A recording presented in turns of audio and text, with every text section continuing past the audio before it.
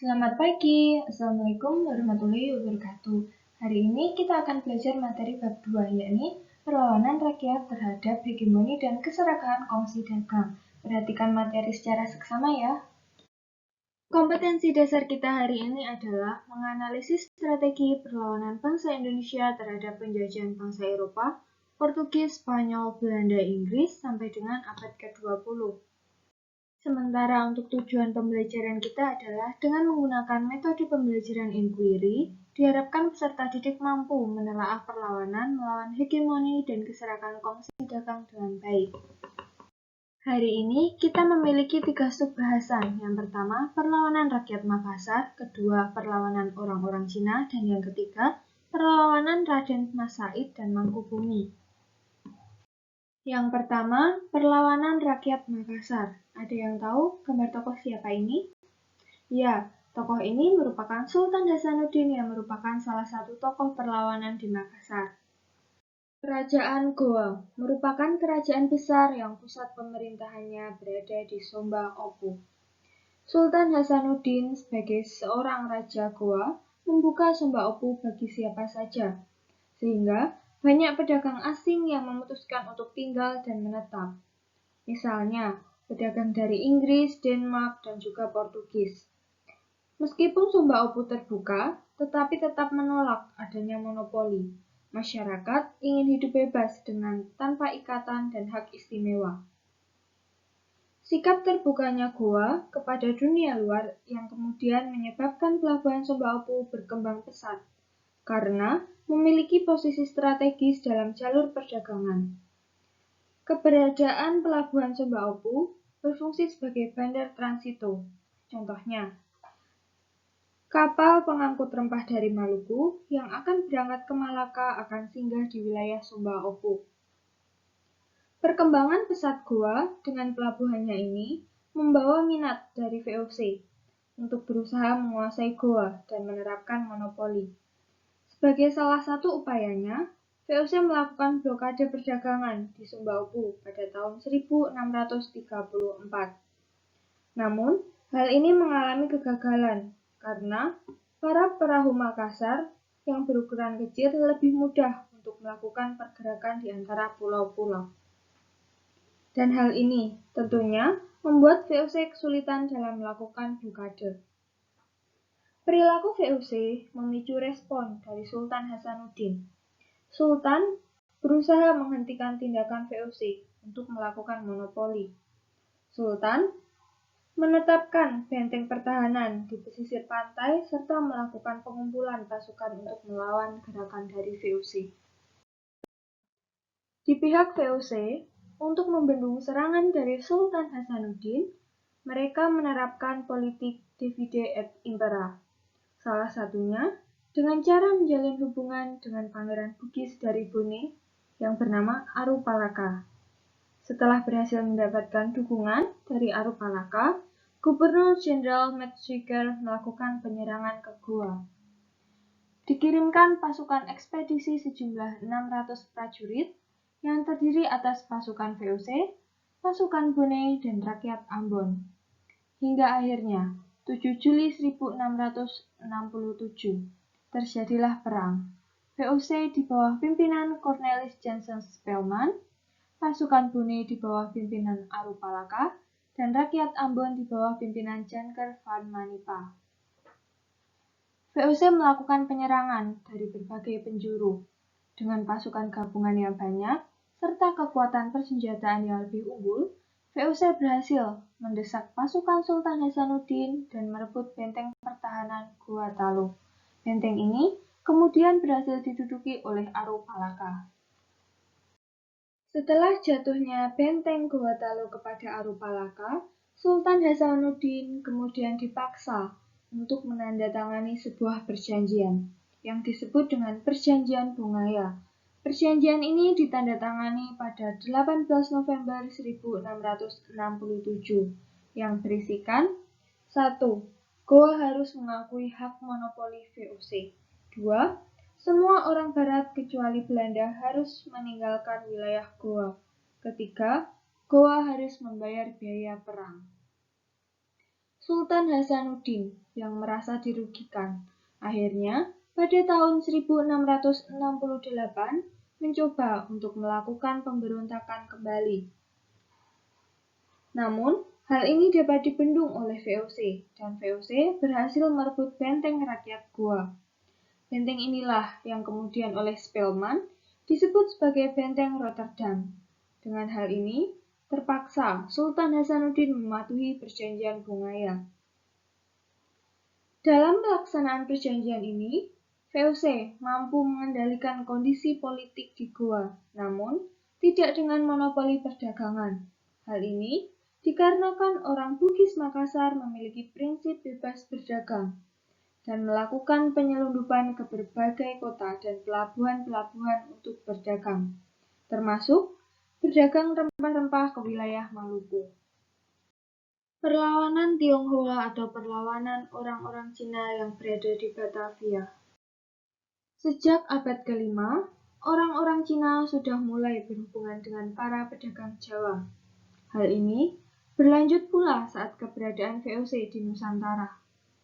VOC sengaja mendatangkan orang Cina untuk mendukung perekonomian dan keamanan kota Batavia. Abad ke-18, perekonomian dunia bergejolak dan mempengaruhi kondisi di Batavia. Batavia yang diminati orang Cina lama-kelamaan dipenuhi orang Cina miskin yang berusaha mengadu nasib. Mereka menjadi pengemis maupun pencuri. Hal inilah yang kemudian meningkatkan jumlah pengangguran yang berkembang pesat karena banyaknya jumlah imigran non-keahlian. Jumlah pengangguran ini tentunya memberi dampak dan memperburuk keadaan kota dengan banyaknya tindak kejahatan yang dilakukan. Karena kondisi keamanan yang terganggu, kemudian menyebabkan VOC mengambil tindakan untuk melakukan pembatasan imigran etnik Tionghoa. Akhirnya, tahun 1727 dikeluarkanlah sebuah aturan bagi para imigran. Setiap orang Cina yang tinggal di Batavia dengan jangka waktu tinggal 10-12 tahun harus memiliki surat izin bermukim atau yang disebut sebagai surat pas. Apabila kedapatan tidak memiliki surat ini, maka akan dibuang ke Sri Lanka, dijadikan buruh perkebunan ataupun dikembalikan ke Cina. Pencarian surat pas ini diberi waktu sampai 6 bulan dengan biaya sebesar 2 ringgit. Namun, dalam pelaksanaannya, pembuatan surat pas ini menimbulkan penyelewengan dan penyimpangan, karena mereka harus membayar biaya yang lebih mahal. Akibatnya, banyak yang tidak memiliki surat pas ini. Karena banyaknya etnik Tionghoa yang tidak memiliki surat pas ini, VOC akhirnya melakukan tindakan tegas dengan melakukan penangkapan. Banyak dari mereka yang melarikan diri dan membuat gerombolan untuk mengganggu Batavia. Hingga pada tahun 1740 terjadilah kebakaran di Batavia, dan tuduhan tentunya mengarah kepada etnik Tionghoa. Oleh karena itu, pada 9 November dilakukan pembersihan dan pembunuhan kepada etnik Tionghoa. Orang-orang Tionghoa yang berhasil melarikan diri berusaha meninggalkan Batavia dan menuju ke wilayah Banten. Namun, hal ini ditolak dan beralih lari menuju ke wilayah Pati, Jawa Tengah. Di Pati, Jawa Tengah, mereka bergerombol dengan komunitas Semarang. Gerombolan etnik Tionghoa akhirnya melakukan serangan dengan dukungan dari para bupati. Dalam usaha ini, Pakubuwono II juga memberikan dukungan. Hingga akhirnya penyerangan dilakukan kepada VOC pada tahun 1741.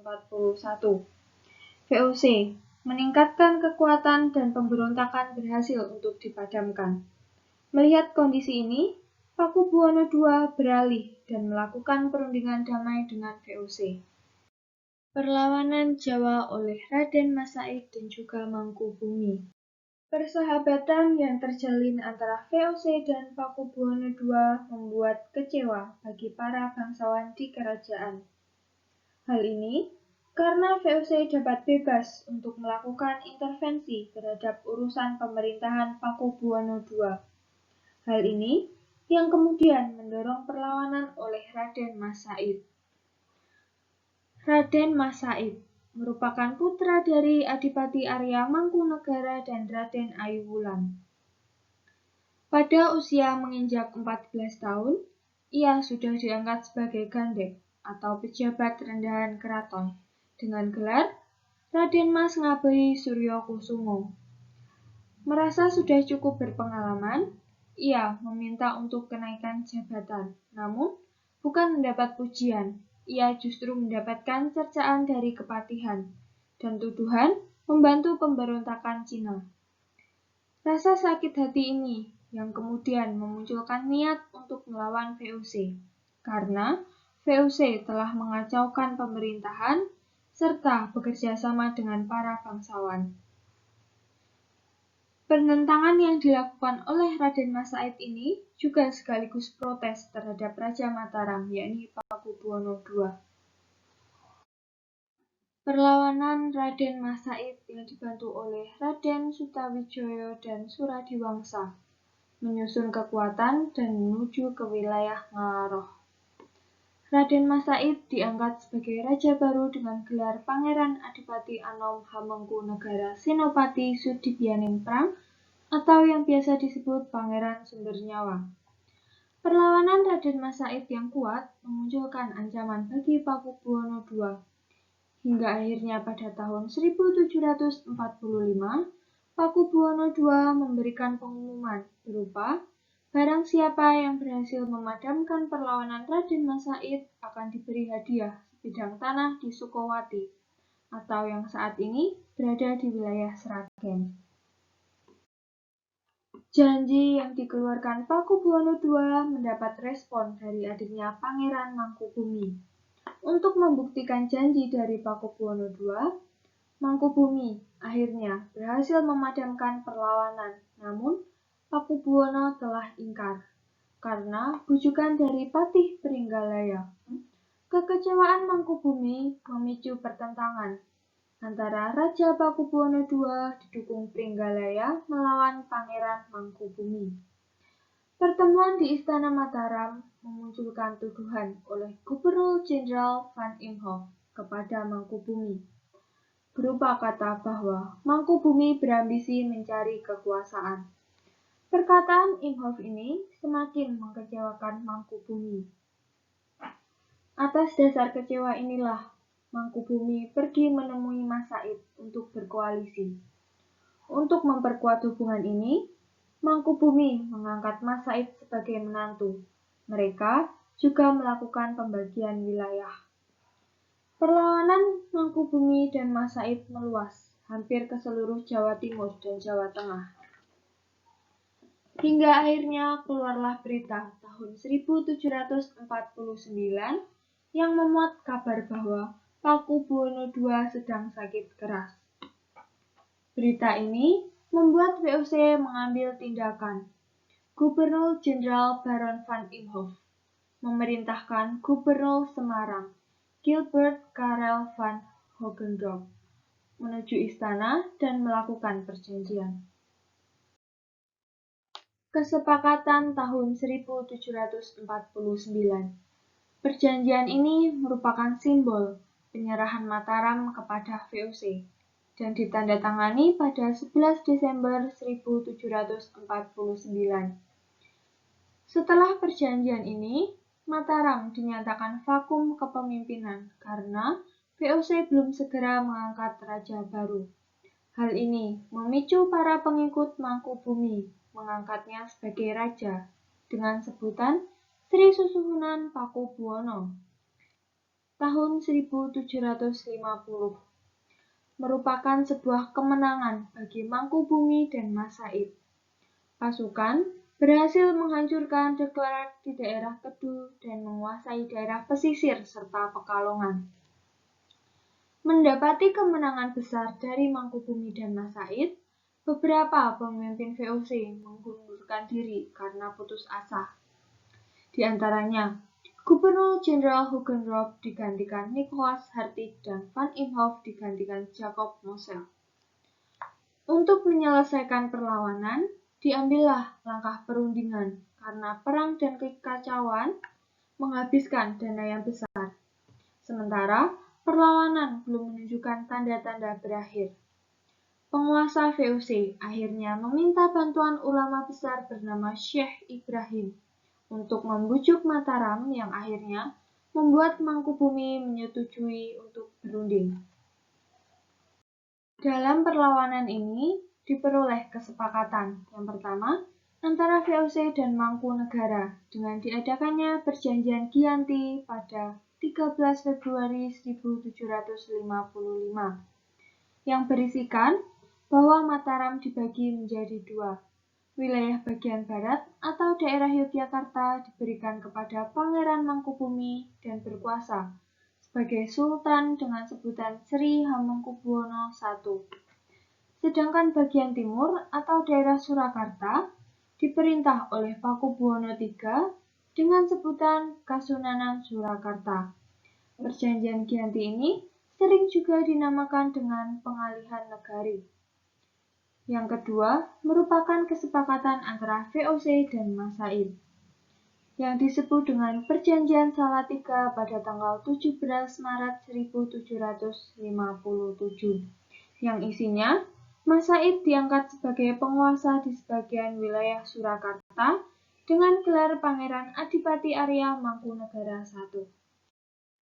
Sekian untuk kegiatan pembelajaran kita hari ini. Terima kasih atas waktu kalian dan jangan lupa untuk segera mengerjakan tugas. Saya akhiri. Wassalamualaikum warahmatullahi wabarakatuh.